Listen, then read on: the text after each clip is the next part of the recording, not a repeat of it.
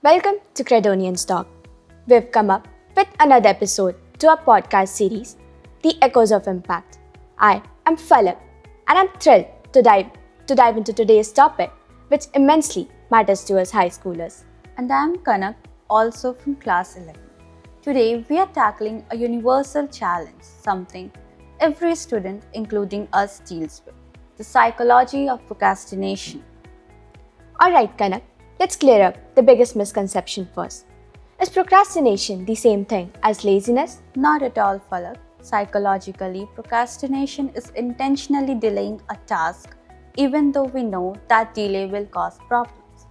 It is not at all about poor time management, it's about managing difficult emotions. That actually makes a lot of sense. So, it is that little voice which says, I'll start my project after I watch just one more video. Yes. And suddenly, an hour disappears. Yes, the one more video trap, it is the worst. Yes, we put off tasks because they make us feel bored, anxious, or overwhelmed. We are avoiding the negative feeling. Exactly. Our brain looks for a quick fix, like an immediate reward. Watching a reel gives instant relief, while studying for good grade is a reward too far away. This is called the present bias at work, where our present self chooses comfort over our future goals. Which basically means our future self suffers for our present comfort. And honestly, it's super common. Studies show that almost 70% of university students frequently struggle with this. Yes, it's very common, and sometimes perfectionism is a hidden cause. Some people would rather not start a project than risk doing a less than perfect job. They worry that they won't meet their own incredibly high standards. That's a huge insight. So, it's not about avoiding hard work, it's about avoiding the risk of failure. Yes, there's one more tricky element we should mention: the vague task problem. If a task is too big or ill-defined, like study for chemistry, it feels much heavier to lift. That's so true. When I write study for chemistry in my to-do list, I usually skip it.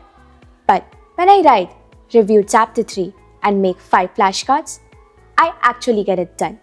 So, the key here is to have clarity and specificity. Precisely, breaking down the massive task into tiny, clear steps is the first mental trick. If you don't know the very next physical action to take, your brain chooses to do nothing at all. That is insightful. But how do we, as students, practically fight this? It is very crucial to take a step against it.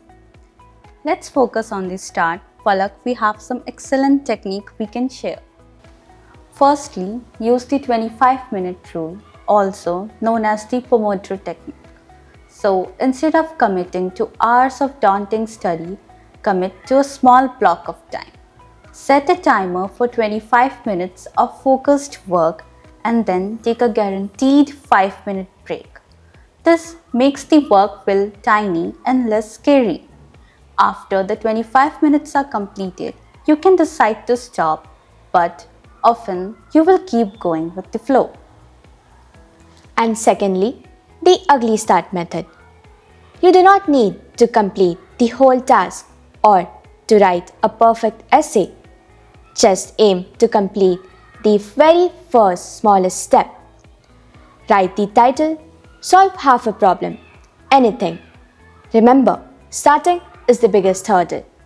Once you have a task started, your brain remembers that and urges you to continue, which is a psychological push called the Zeigarnik effect.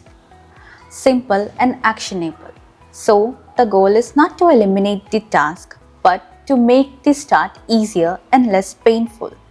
We need to be kind to ourselves, forgive past delays, and follow those two simple techniques. Precisely, understanding the why helps us manage the how. True. Kanak, I remember a story called The 3 Questions, written by Leo Tolstoy, in which a king asks, "What's the right time to begin a task?" To which a hermit answers, "The right time to begin anything is now." Because if you think about it, the only moment we truly have is the present.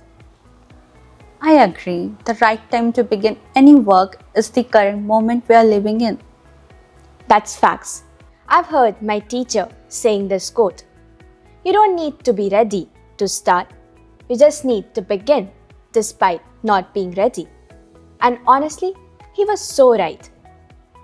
For me, procrastination is the time's most polite thief. It steals away our time slowly and silently.